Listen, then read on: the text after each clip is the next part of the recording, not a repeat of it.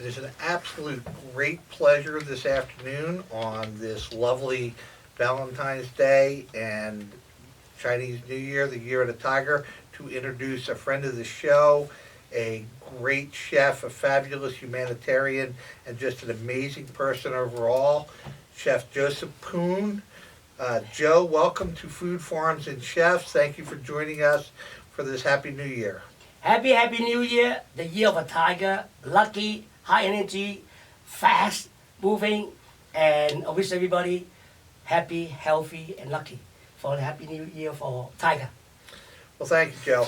You know, you have an amazing story. You came to this country in 1978, and you came over here with literally $8 in your pocket, and you came to, start a new life and start some new things.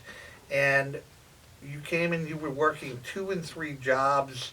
And in 1979, you opened up what quickly became the #1 hotspot dining ticket in the city of Philadelphia for Asian food.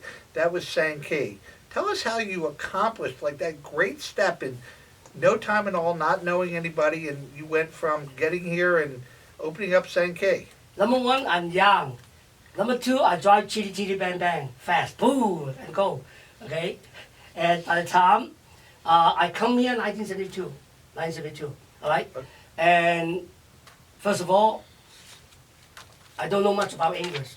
The best way, whenever you're traveling around the world, you don't know the local language. The best way, work in kitchen, wash dishes.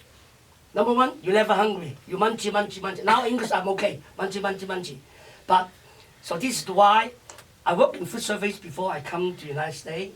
I worked for Cathay Pacific Airline, for the food airline catering. I was officer, but my English mediocre. My English is okay right now. So, and then I work in the kitchen, and I wash dishes, cutting 200-pound onion every day. I don't know why I cried. I didn't know that I cried. And then I go to Wolf to buy a cargo to cover my eye. It saved my life. God bless America. So I start from there because any kid, any people, young people, when you come to the United States, you don't need to know English. Just work hard, #1. As a chef, no matter how. You go to Paris, I work in Paris. I don't know English. I work in kitchen again. So that's the way, the best way. #1, you always have some left over to eat. You're never hungry. #2, you make some money. I told you, illegally. God bless America. Thank you. So that's why I take 3 jobs. And I have to keep myself busy. #1, I have high energy. 6 o'clock, I make noodle until 3 o'clock. And then I clean up all my powder, not wipe the powder very bad. And I go to wash dishes. By the time 9 o'clock, they don't have nothing to do. They ask me to go out, go home. So I do construction. So that's why, as you know me, I do 3 jobs at the same time. Why? I plan to go to school. I know without education, I don't have today. I don't have come here to talk Hebrew, Chinglish, English. So without young people must learn the local language. When you're in Paris, Gamandali Wu. When you're in China, good luck, se. When you are in Portugal, Calabasang. So all these things, you fit into the country, you follow the rule to be a nice citizen, and then go to school. That's the best.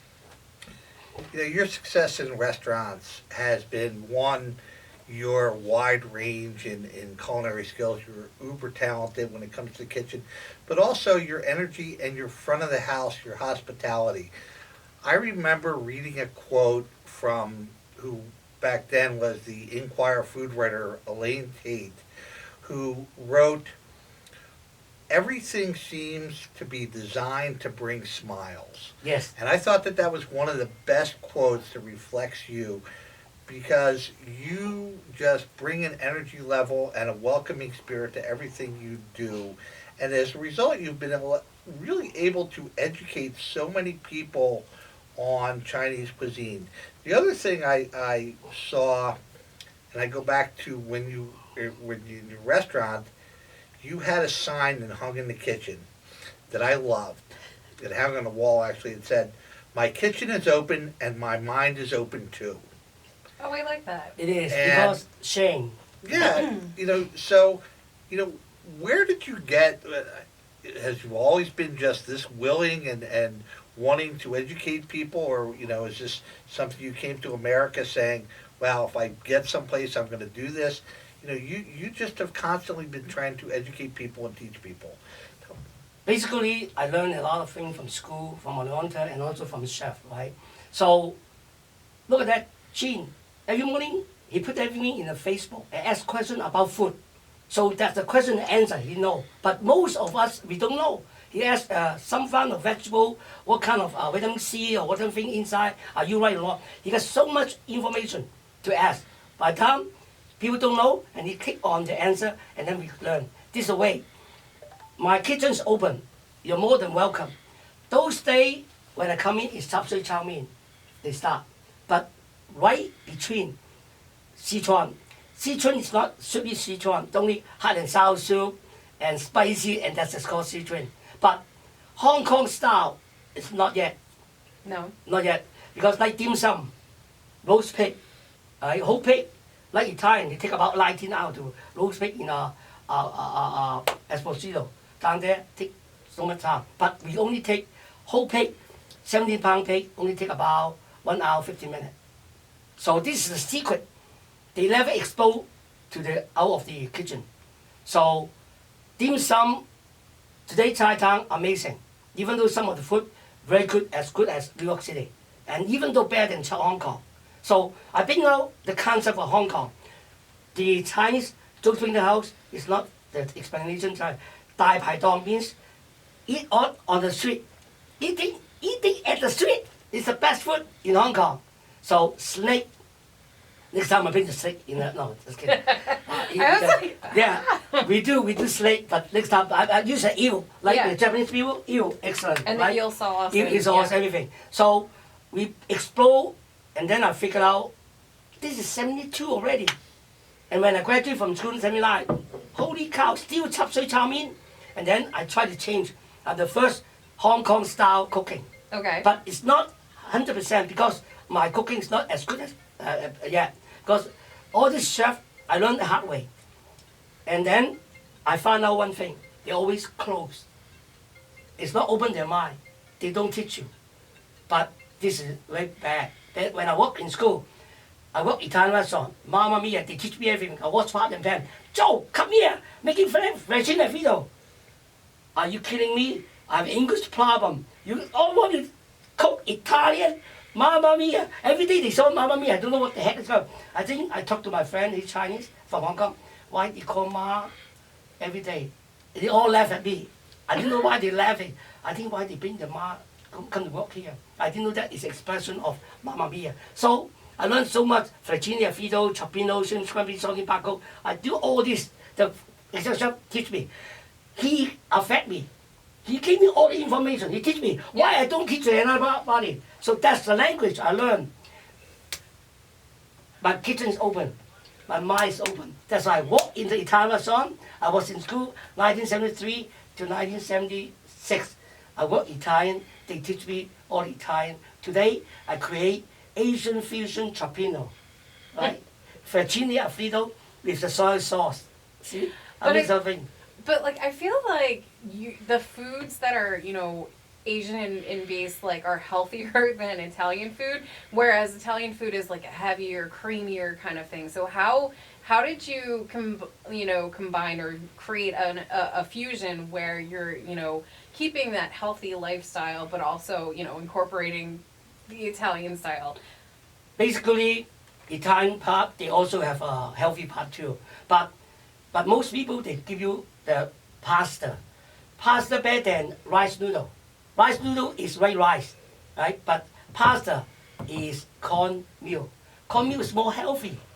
And don't tell the Chinese people I treat them. It is. But also Asian, we have buckwheat. We have all this kind of quinoa, all this kind of rice, different kind of rice. So each country, French, Italian, Spain, Puerto Rico, they also all, like avocado, Mexico. So they always good ingredient. But Asian, we have one cooking. I didn't explore in the restaurant yet. What is herbal cooking? And then they cook all different like star anise, basil, bay leaf, all this kind of thing. Yeah. And also orange peel. ginger. Right? All this kind of thing is good health. For example, today I bring you the turmeric and ginger cookie. This is a healthy thing.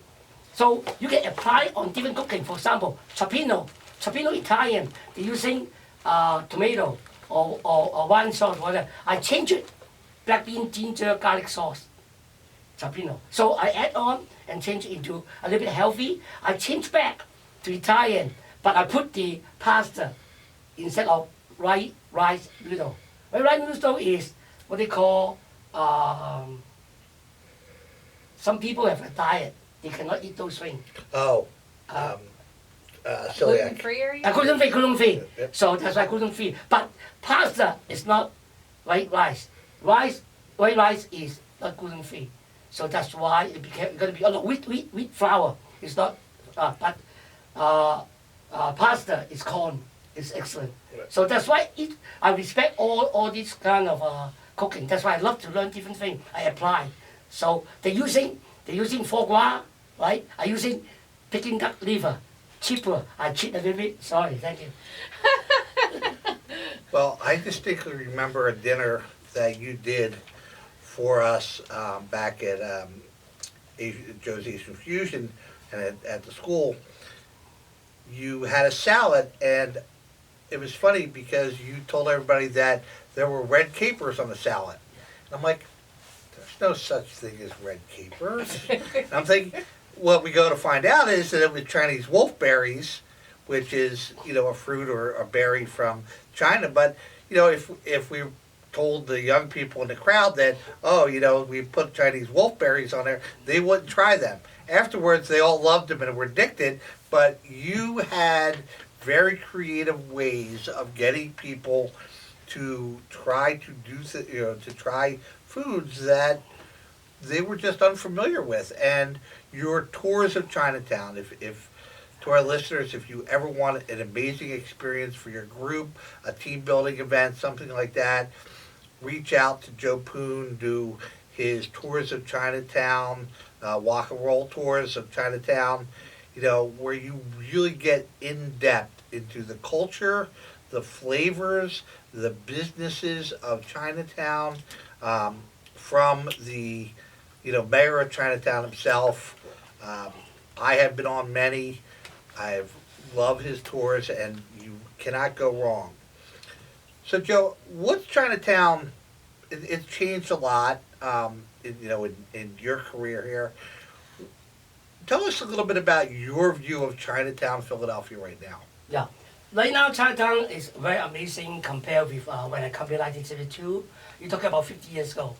And that's why I say they still cooking chop suey. The best money they make. Chop suey is onion, celery, onion, and celery. So you eat onion and celery. Or the onion is cheap.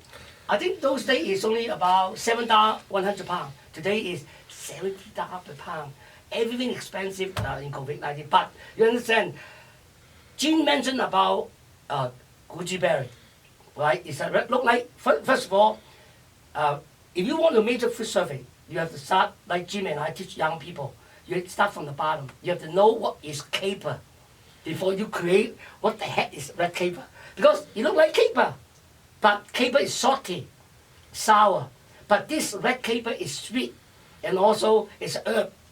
For Asian, we're using herb, eyesight, and kidney. So I apply it, but the caper also have acidity. It's also good too, but high sodium.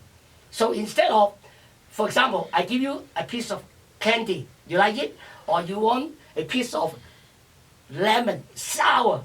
Kids love candy. Because Goji Berry is sweet, why not? So I put into Goji Berry instead of caper inside. Because everybody know caper. But I want to expose, number one, our culture. Yeah. Number two, I want people to eat healthy. I put in a salad. And then, for example, I make Peking duck. And then I serve it. Usually in Beijing, they give you a whole piece Peking duck with a pancake. But I serve it, I cut it, and saute with red wine, get people drunk, and also, because French is red wine, and also the hoisin sauce or chuao sauce. Right. Today, we don't use hoisin sauce. We use more expensive, next level, chuao. So it's almost same ingredient, but proportion is different. So when I make the roast duck, I put the chili sauce. A little bit expensive, but it's different taste because they have spicy powder and also puree, star anise inside the powder, inside the thing. So basically, you learn basic first, Yeah. fettuccine alfredo or caper, and then if you are knowledgeable, you must be good, and then you have some kind of leadership thing, like power, like Gene can mention something. He's a good chef. They mention something, Yeah. and you trust him, and then that's why everybody come to this food service, but start from the bottom. That's what I like to. Gene and I like to teach the young people. Start the bottom before you become master chef, macho man. Well, you have quite the resume besides the restaurants. You have consulted pretty much all over the world, but I mean, everything from local. You had menu items up where I'm at in Bucks County in Yardley with Hong Kong Jacks. It goes back a long way. Manhattan, Echo La, the Hula Grill in Hawaii. Yeah. Joe Poon menu items on there. The Hilton Corporation room service menu because you have a great reputation or a great relationship with Hilton. The Darden Restaurant Group. You were overseeing design and creativity for their whole brand of Asian restaurants, and as well as Disney Dolphin in its day. So you really took off in that world, but you maintained the restaurants. You managed all this at one time. What was it like, going around the country, designing menus, doing all that, and still keeping, the businesses grounded here? Number one, I love Philadelphia. All my 50 years, I'm in Philadelphia. I like to promote Philadelphia. And then everybody come from, where you come from, I didn't say New Jersey. I live in New Jersey, Philadelphia. Because I stay in Philadelphia all the time because I love Philadelphia very much. And also, I got so much money. I stole the money from Philadelphia. I give back to Philadelphia. Otherwise, the mayor would kill me. The Mayor Good, the Mayor Green, I love them. Because Philadelphia has so many connections to explore yourself. But you must be good and honest and sharing. You must using the heart. And then on the plate, you can see, when you're cooking, you can see the plate, you can indicate yourself how good you are. So you cannot cheat. Why? But for example, Gene walk in, he's a quick chef. Body model walk in, all right? Barbie walk in, no problem. I make something you don't know, you never eat before. So one time, one chef, the China Grill in Manhattan, and Jeff Chatterlow, he's very famous. He broke zero, but he become millionaire. I think he got 30 restaurants right now in the world. And then he walked into Sankey, and then he had no money. He just divorced. So he lied to me. Joe, I forgot the wallet. Jeff, on me. You don't know you're so good to people? Next year, he become millionaire. Joe, my diamond scene is yours for 1 month because I have to go to Europe.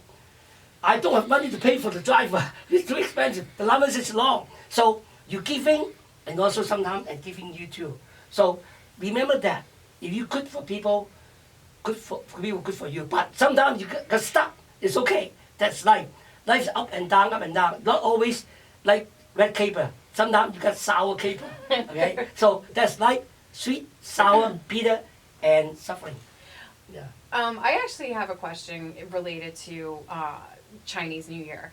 How do you celebrate it? What kind of meal do you present in front of somebody when you guys are celebrating? Okay. Number one, we have all different festivals within the Chinese New Year or before Chinese New Year. New Year Eve, Mamma Mia, when you eat with your boss, 10 courses. If the chicken head facing you, good luck for you. That means you got fired. And the boss will give you the head, that means